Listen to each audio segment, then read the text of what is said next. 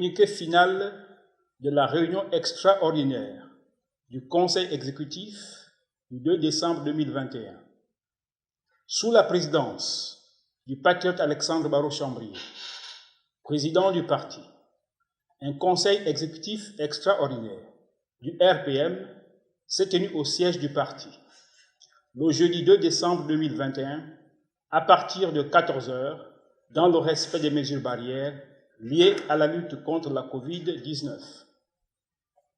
L'ordre du jour a porté sur les points suivants: communication du président du parti, échange de vues sur les derniers développements de la situation politique nationale, activités du parti au cours des semaines à venir. Avant le début des travaux, le Conseil exécutif a observé une minute de silence en la mémoire de M. Louis-Patrick Mombo, délégué général de la CONACYCED, décédé le 30 novembre 2021 à Libreville. À ce sujet, le Conseil exécutif, à la suite du président du parti, a tenu à rendre un vibrant hommage à ce leader syndical qui s'est illustré dans la lutte pour la défense des droits des travailleurs et l'avènement d'un système éducatif de qualité au Gabon. Nonobstant sa disparition soudaine, le Conseil exécutif exhorte ses compagnons de lutte à poursuivre le combat en vue du triomphe de la cause pour laquelle M. Louis-Patrick Mombo a consacré jusqu'à son dernier souffle toute son énergie.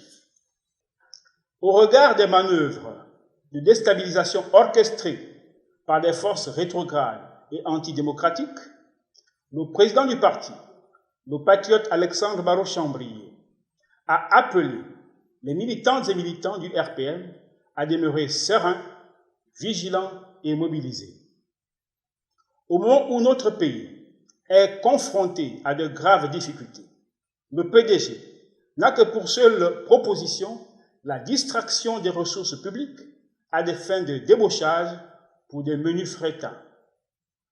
Tout cela nous conforte dans notre détermination à mettre fin à cette longue agonie d'un système à bout de souffle.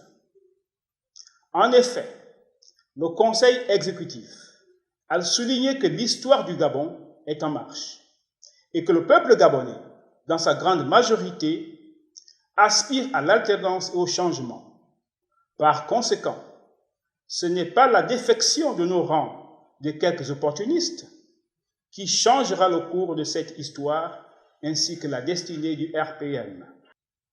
Concernant les derniers développements de la situation politique nationale, le Conseil exécutif a pris note des nouvelles mesures restrictives annoncées par le gouvernement relatives à la lutte contre la COVID-19 et qui prendront effet à compter du 15 décembre 2021.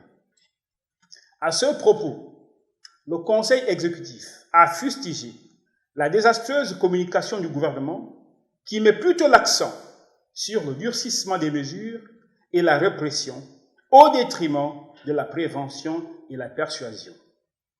Par ailleurs, le Conseil exécutif a relevé la multiplication des mouvements de grève dans plusieurs secteurs d'activité tels que l'éducation nationale, les régies financières et les eaux et forêts, pour ne citer que cela.